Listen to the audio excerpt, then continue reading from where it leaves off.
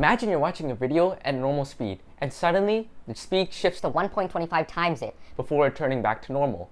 What stands out from this situation is the factor change, and Isaac Newton and Gottfried Wilhelm use this concept to create a powerful mathematical tool known as the derivative. Often referred to as the instantaneous rate of change, the derivative also involves slopes. But to truly understand this concept, let's hit the slopes themselves. Let's take a look at a simplified diagram of our uphill trail. On the x-axis, we have the distance along the trail, and on the y-axis, we have the height above the ground. As you ride from point A to point B, the elevation changes. We can calculate the slope of the trail using a powerful tool I mentioned before, the derivative. As our rider starts moving, we measure the change in height and distance between point A and point B, and the line connecting between these two dots is the slope. But how do we calculate the slope? This is where the derivative comes into play.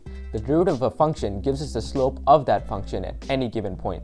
Let's say the height of our rider is represented by a function, h of x. To find the derivative, denoted as h prime of x, thanks to Gottfried Wilhelm, we can calculate the slope of the tangent line to that point. For example, as our rider passes through point C, we draw a tangent line that touches the graph at this specific point.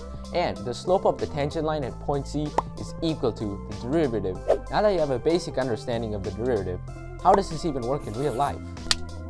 Well, if you plan on driving a car, you're going to need the derivative. Because if you notice, as you steer into a curve, the outside wheel actually moves at a faster rate than the inside wheel.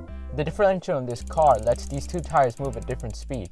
And guess what? Differentiation actually means the derivative function in mathematical terminology. So it's no coincidence as both of these terms are coined the same name and related. So the next time you hit the slopes, take a turn, or even a calculus test, remember what's changing your bike speed, your tire speed, and your grade is the derivative.